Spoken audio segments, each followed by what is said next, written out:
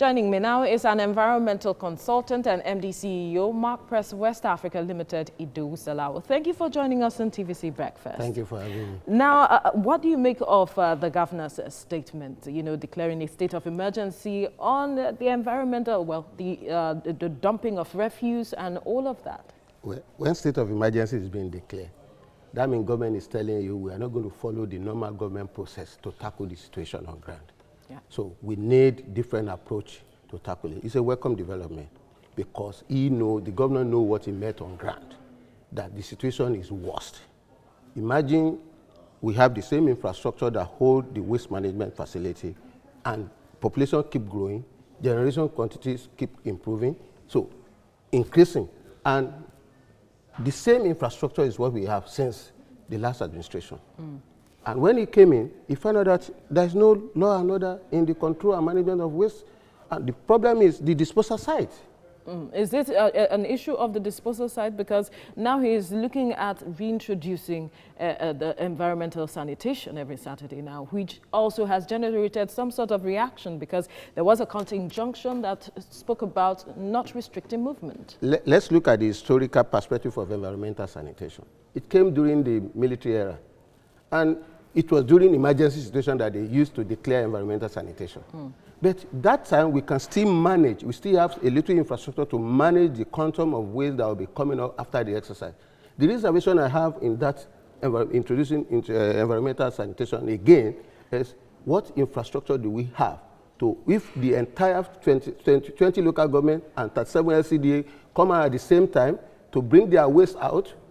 If you pity the chairman of local government during that exercise, they have to be borrowing, tipping a lorry, payloader to evacuate the waste.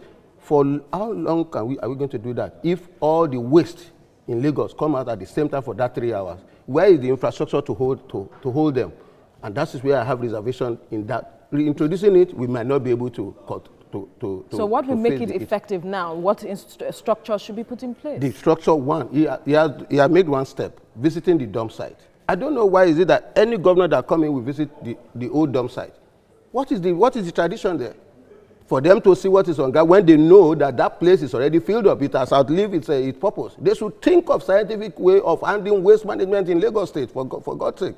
We've been crying loud to them that, listen, you have to use scientific means. You need material recovery facility. You need transfer loading station that will be bailing the waste, compacting the waste, reduce the volume of the waste within the city. Because now, Epe is where we have the nearest, another dump site. Epe is about 58 kilometers. Another dump site is coming up in Badagry, about 48 or 50 kilometers. We have Ikorodu. Those are the only one alternate dump site that we have in Lagos that can take care of Olusoso. But because of the situation on ground, the chaotic situation of transportation system in Lagos, how do we move waste to 58 kilometers every day? How many turnaround will they make? And that's why the backlog will be there. And that's why if we introduce environmental sanitation, the backlog of waste within 3 hours that we have, we might not be able to take it within 2 or 3 weeks. So it's better we just manage our system the way we are doing it. But it's not as effective for Lagosians because you see dumps everywhere. You see waste materials everywhere. You see, the problem created by the last administration cannot just fizzle out like that. Please, we need to. The new government have to go on the table and bring experts together, bring competent hands together. Let them profile solution, and I've given you one solution that we need because Lagos has no more land to do. In the short term. In the short term, for now, they can improve Olusoso a little bit to accommodate the excess waste that is there. But they should start thinking of how to be moving the waste from the nearby to a central area, like those Illuminate transfer station. They should start to install a compacting machine that will be bailing the waste, and a long trailer will move the waste from that place to any other distance of the landfill that we have in Lagos. Ido Salao, thank you for your time on TVC Breakfast. You're welcome. Joining me now is an environmental consultant and managing director, chief executive officer, Mark Press West Africa Limited, Ido Salao. Ido, it's good to have you join us right now. Thank you. You're welcome. Thank you. Now, how much of a game changer is the new state of emergency, so to say, that is declared in the environment by the Lagos State governor. I want us to take it from there before we even go national. The game changer is just to tell us that there's fire on the mountain, so we have to run, we have to move, we have to look for solution for what we find on ground. That's just the game changer that we're expecting. So that means everybody must come up with idea. The government is telling you for declaring state of emergency, we are not going to follow the normal government process, bottleneck and this. We want to give immediate solutions. So in practical terms, what do you expect to see as someone who understands? Because the point there is that you have attended various international organization conference and platforms and conferences concerning this. You know how and when things should be done when it comes to the environment. What do you want to see change in this regard? The value chain in waste management needs to be upscaled. And what do I mean by that? Right now, the PSP, they are having problem with their trucks. They should see how they can upscale them by giving them new trucks. The transfer stations currently have no equipment in it. They should try to put equipment in place.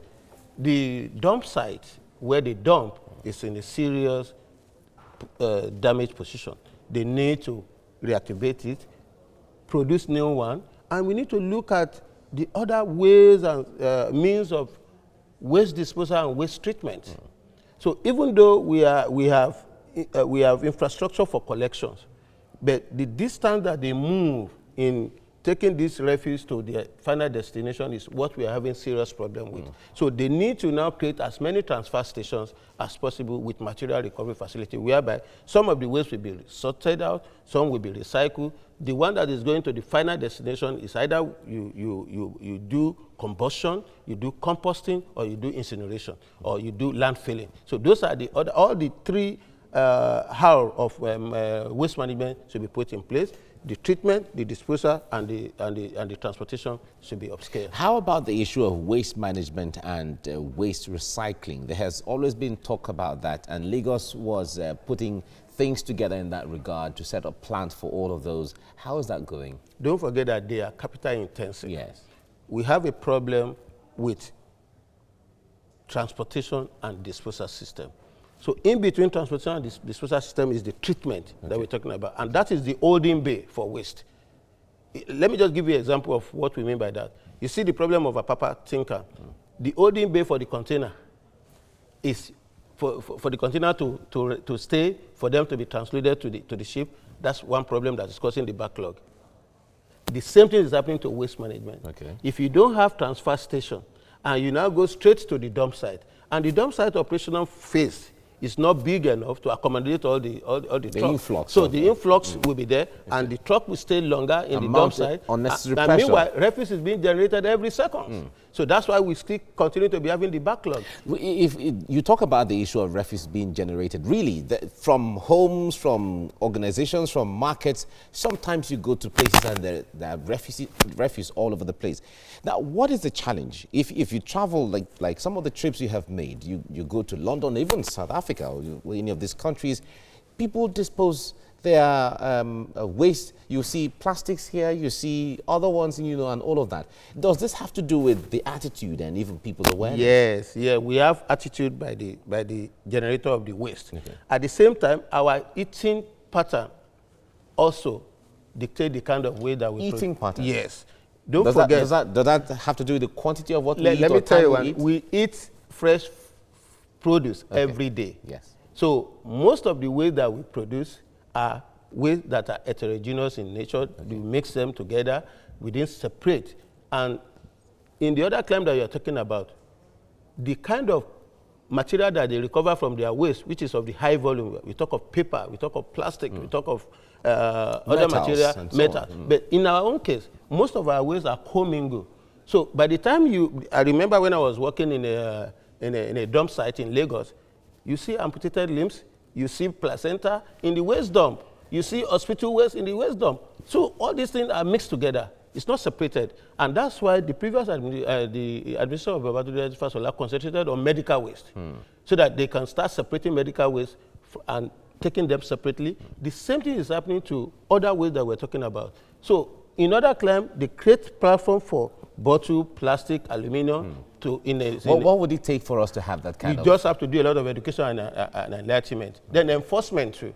All right. Enforcement. Then we need to create maybe a kind of policy that we call buyback policy of some of this recyclable material like PET.